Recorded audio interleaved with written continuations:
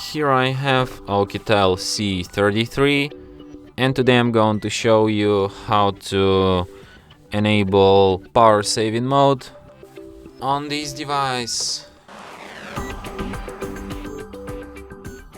So firstly you should go to the upper bar, and here you can find the button battery saver.